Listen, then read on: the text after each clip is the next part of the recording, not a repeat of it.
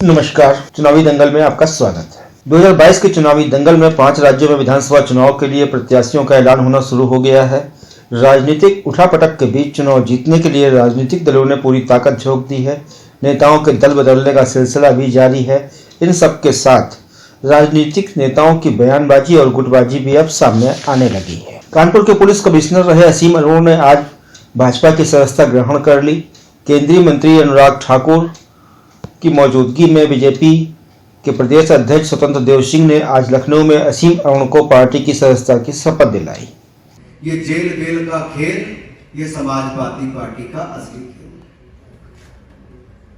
आज समाज के सामने, उत्तर प्रदेश के सामने स्पष्ट हुआ है कि भारतीय जनता पार्टी में साफ ईमानदार छवि के अधिकारी आ रहे हैं और समाजवादी पार्टी में दंगा करने वाले दंगई, कईयों के खून से रंगे हुए हाथ वैसे जा रहे हैं। उनकी सूची नंबर 1, मैं तो कहता हूं सीट नंबर 1 जो है वहां पर उनके प्रत्याशी कौन? नाहिद हसन। कौन? जिन्होंने कईयों के खिलाफ दंगा करने का, आपराधिक कई मुकदमे होने का, पलायन को मजबूर करने का, इनको संरक्षण देने का काम किया है। यही फर्क साफ है।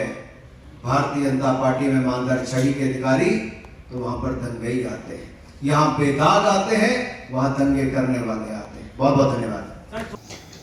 जिस पर तंज कसते हुए सपा अध्यक्ष अखिलेश यादव ने असीम अरोड़ा के भाजपा में जाने पर चुनाव आयोग से कार्रवाई करने की मांग की है। उन्होंने कहा है कि अगर चुनाव आयोग कार्रवाई नहीं करता तो उस पर सवाल खड़े होंगे। उन्होंने चुनाव आयोग से मांग की कि पिछले 5 साल में असीम अरोड़ा के साथ जो अधिकारी काम कर रहे हैं उनको भी हटाया जाए, वरना वो भाजपा के एजेंट के रूप में काम करते रहेंगे। वर्दी के पीछे छिपे चेहरे अब सामने आ चुके हैं। उत्तर प्रदेश की योगी सरकार में मंत्री रहे दारा सिंह चौहान ने आज समाजवादी पार्टी की सदस्यता ग्रहण कर ली। उन्हें सपा अध्यक्ष अखिलेश यादव ने पार्टी की सदस्यता दिलाई। इस मौके पर दारा सिंह ने कहा कि जिस तरह अभिमन्यु को रोकने के लिए बड़े बड़े महारथी लगाए गए थे, वैसे ही अखिलेश को रोकने के लिए तमाम महारथी लगे हैं, लेकिन वे सबको तोड़कर आगे निकल चुके हैं। 7वां द्वार तोड़कर वह विजय प्राप्त करेंगे। उन्होंने कहा कि पिछले समाज को लोग अब लामबंद हो गए हैं। यह सुनामी है, अब कोई रोकने वाला नहीं है। इस बार के विधानसभा चुनाव में सपा की सरकार बनेगी और अखिलेश यादव फिर से मुख्यमंत्री बनेंगे।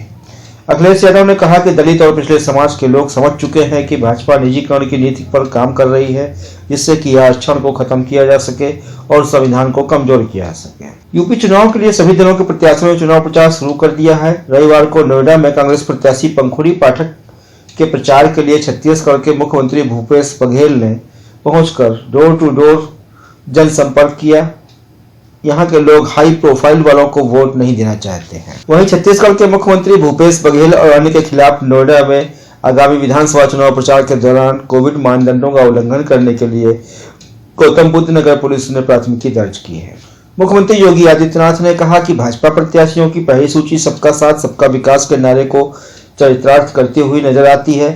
सपा ने यूपी में दंगाइयों और कैराना से पलायन करने वालों अपराधियों को टिकट दिए हैं। गोवा में आज मुख्यमंत्री अरविंद केजरीवाल ने बड़ी चाल चल दी। उन्होंने गोवा के पूर्व मुख्यमंत्री मनोहर पर्रिकर के बेटे उत्पल पर्रिकर को आप में शामिल होने का ऑफर दे दिया। वे इस बार चुनाव लड़ने की तैयारी कर रहे हैं। वहीं गोवा में आज आम आदमी पार्टी के राष्ट्रीय संयोजक अरविंद केजरीवाल ने कोटा लिज्म और सिरोडा में घर घर जाकर आप प्रत्याशी के लिए प्रचार किया। उन्होंने कहा लोग दोनों पार्टी से परेशान हैं और उनको बदलाव चाहिए। गोवा के मुख्यमंत्री प्रमोद सावंत आज नई दिल्ली पहुंच गए।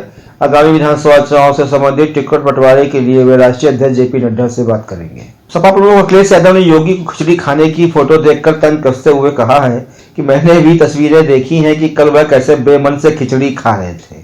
बगल में उनके दलित बैठा था। ये लोग वोट के लिए खिचड़ी खा रहे हैं। हर वर्ग के लोग समझ गए हैं कि ये वोट के लिए सब कुछ कर रहे हैं। सब साथ आए और भाजपा की जमात जब्त कराएं। उन्होंने कहा कि मुझे लगता है कि डबल इंजन की सरकार के इंजन एक दूसरे से टकरा रहे हैं। दिल्ली और लखनऊ वाले एक दूसरे के इंजन के पहिए खोल रहे हैं, लेकिन इस लड़ाई में जो विदाई हुई है गोरखपुर के लिए मैं बधाई देता हूं। वहीं जेल से रिहा होने के बाद सपा नेता आजम खान के पुत्र अब्दुल्ला आजम ने आज यूपी के सीतापुर में कहा कि मैं चुनाव लड़ूंगा भी और जीतूंगा भी। आजम खान 9 बार विधायक रहे। वे ऐसे मुकदमे में जेल में बंद हैं जिसमें 8 लोगों को अग्रिम जमानत दे दी गई है। इस बार अखिलेश जी 200% मुख्यमंत्री बनेंगे। एआईएम चीफ असदुद्दीन ओवैसी ने करीब 100 सीटों पर अपने उम्मीदवार उतारने का ऐलान किया है। पार्टी उन्हीं सीटों पर अपने उम्मीदवारों को उतारेगी जहां मुस्लिम वोटर्स की संख्या अधिक है। यूपी में मुस्लिम वोटर्स की आबादी करीब 20% है। करीब 125 सीटों पर मुस्लिम वोटर्स ही हार जीत का फैसला करते हैं। आज एआईएम ने भी अपने 9 उम्मीदवारों की पहली सूची जारी कर दी। यूपी विधानसभा चुनावों को लेकर सियासी पारा तेजी से चढ़ने लगा है। भाजपा, सपा, बसपा समेत अन्य राजनीतिक दल सत्ता के संग्राम में कोई कोर कसर नहीं छोड़ना चाहते। हालांकि कोरोना की वजह से चुनाव आयोग ने चुनावी रैलियों, जनसभाओं और रोड शो पर प्रतिबंध लगा दिया है। इससे पहले ही भाजपा और सपा ने कई बड़ी चुनावी रैलियों के जरिए जनता तक पहुंचने की कोशिश की है, लेकिन बसपा की ओर से अब तक एक भी बड़ी रैली नहीं आयोजित की गई है। अन्य राजनीतिक पार्टियों की तरह बसपा का उतना हो हल्ला भी नहीं मच रहा है, लेकिन पार्टी ने पहले चढ़ के घोषित उम्मीदवारों के नाम से जातिगत समीकरणों को साधते हुए बड़ी चाल चल दी है। राजनीतिक जानकारों के मुताबिक बसपा सुप्रीमो मायावती ने इस बार भी 2007 वाला फार्मूला सोशल इंजीनियरिंग का अपनाया है, बल्कि इस बार यूथ फैक्टर का तड़का भी लगाया है। अब यह विधानसभा चुनाव में कितना असर डालेगा यह कहना तो मुश्किल है, लेकिन जातिगत समीकरणों के आधार पर फिलहाल पहली सूची में बसपा भी अन्य राजनीतिक दलों से कदम ताल मिलाती हुई नजर आ रही है। बसपा से जुड़े एक कद्दावर नेता का कहना है कि पार्टी का चर्चा में रहने का यह मतलब नहीं है कि वह लड़ाई में नहीं है।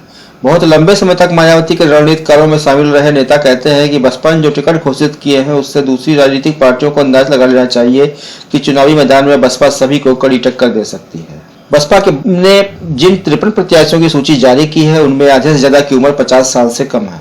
इस बार टिकट देने की प्रक्रिया में बसपा ने सीधे तौर पर तो नहीं, लेकिन अप्रोच रूप से मायावती के भतीजे आनंद आकाश का भी हस्तक्षेप रहा है। यही वजह है कि बसपा ने शुक्रवार को जारी 53 प्रत्याशियों की सूची में 51 पुराने चेहरे बदल दिए। इसमें भी आधे से ज्यादा प्रत्याशियों की उम्र 50 साल से कम है। बसपा ही एक ऐसी पार्टी है ज्यादातर प्रत्याशी बदले हैं। बसपा ने जिन 53 प्रत्याशियों की सूची जारी की है उसमें 15 सवर्ण, 10 ब्राह्मण, 15 ओबीसी, 14 मुसलमान समेत 9 SC/ST प्रत्याशियों को टिकट दिया गया है। भारतीय जनता पार्टी की पहली लिस्ट में जातिगत समीकरणों को साधते हुए ही चुनावी मैदान में उतरी है। 107 लोगों की लिस्ट में 44 ओबीसी, 19 दलित, 18 ठाकुर समेत 10 ब्राह्मण प्रत्याशी मैदान में उतारे हैं, जबकि बाकी प्रत्याशी अलग अलग जातिगत समीकरणों को साधते हुए मैदान में है। समाजवादी पार्टी और राष्ट्रीय लोकदल की अब तक जारी हुई सूची में भी जातिगत समीकरणों को साध करके ही चुनावी मैदान में प्रत्याशियों को उतारा गया है। इसमें मुस्लिम और जाट को मजबूती के साथ साधा गया है। राजनीतिक विश्लेषक का कहना है कि जातिगत समीकरणों को साधने के मामले में बसपा की स्ट्रेटजी को कमतर नहीं आंका जाना चाहिए। आज के चुनावी दंगल में फिलहाल इतना ही। धन्यवाद, नमस्कार, शुभ रात्रि।